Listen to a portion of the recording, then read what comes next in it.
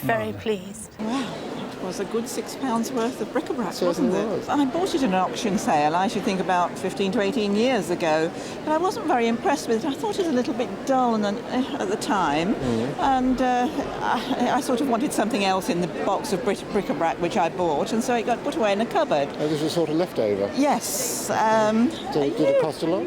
Well, I bought the whole lot for £6. Well, and after sales about £2 with them. Yes, I should think so. Well, it's in about 1875 or thereabouts, a lot of people started going to Japan. Yes. And they were very fascinated by Japanese culture and art and imported a lot of Japanese things. But this became a very, very fashionable thing, and Liberty in London specialised in that sort of thing. They imported a great deal. And the other firm that was influenced a great deal by this sort of art was Tiffany. Tiffany, yes. And this, of course, is made by Tiffany Co. And it's made of copper, which has been patinated to give it this sort of reddish colour. And this, of course, is all silver. And it has that beautiful sort of Japanesery feeling, all very flowing. And it's a really beautiful thing. Well, it might be surprised if you know that your couple of pounds investment has grown considerably, because you probably get, I think, £1,000 upwards for it. Absolutely. Wow, it was a good £6 worth of bric-a-brac, Certainly wasn't it? was, yeah. My mother told me that she remembered it arriving at my grandmother's flat.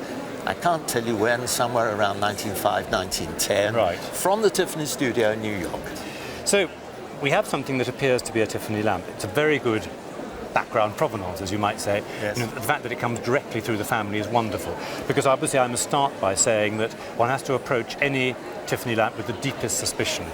This is in no way questioning your story, but fakes abound. Yes. Louis Comfort Tiffany was one of the great designers of the late Victorian period. He wasn't just an artist and designer. Of course, he ran department stores in effect. There were branches in Paris and London and elsewhere. And he specialised in glasswares. And of course, he pioneered the use of electric light. He knew that these sort of shades come to life once you turn on the power, as you might say. Can we turn it on and see what happens? You turn it on. Right, so it's got there. Now I think we can see immediately the colours burst out of this, because Tiffany specialised in not just coloured glass, but the glass itself is mottled and layered, and so that it's full of colours with each piece. And this, of course, makes it much more exciting. Is it marked, is the first question I have to ask you. I don't think it's signed anywhere. Now that is very unusual. The usual place is obviously on the base, and I'm not going to pick it up, or round the edge of the rim. It's not impossible that it would be unmarked for whatever reason, and I don't understand why. Now, Tiffany did a whole series of lamps which were based on flower forms. There's a poinsettia one, there's lots and lots, many of which are well known. I don't know a chrysanthemum one, and maybe I've got my plants wrong, you know, but in principle the base is fabulous. I think it's a wonderful sort of Art Nouveau quatrefoil form, and the way the plant forms sort of rise up out of these reserved panels, and equally the leaves then continue up those reserves with this completely typical sinuous Art Nouveau line.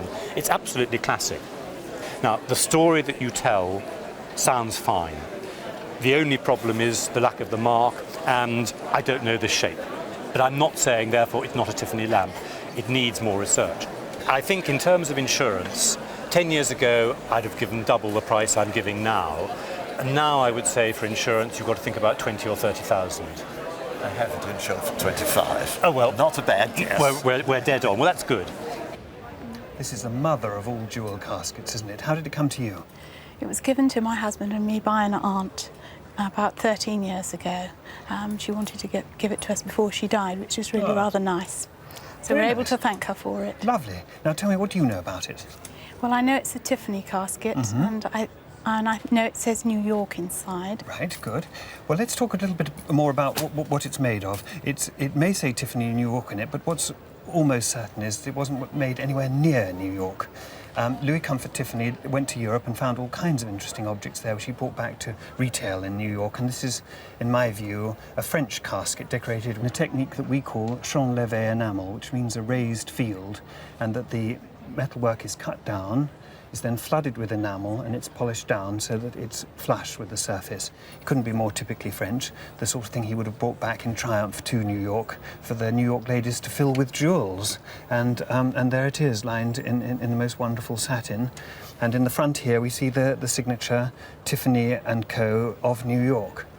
Well, I think there's little more to say about it than it is made of enamel, and that it's absolutely splendid thing, and that in a specialist sale in New York, preferably taking place in somewhere like Fifth Avenue or York Avenue, so that people didn't have to walk terribly far, that this would be a dazzling success. It would be going home, and I think possibly that it could go as high as £8,000 to £10,000. Yes. On line with what you thought? Slightly more, but I did realise that it was of considerable value. Good. And I'm very pleased. It weighs a ton. Yes.